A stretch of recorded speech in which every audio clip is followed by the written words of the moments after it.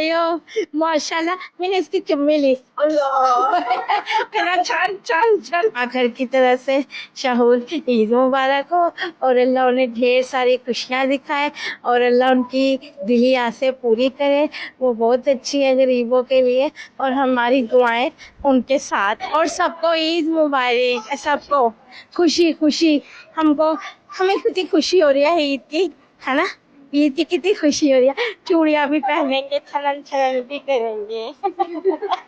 शऊर welfare foundation एक registered इदारा पाकिस्तान भर में फलाही मंसूबों के जरिए इंसानियत की खिदमत कर रहा है। सदक़ात, ज़कात और अतियात के लिए डिस्क्रिप्शन में फॉर्म का लिंक मौजूद है। अतिया करें और खैर बांटें।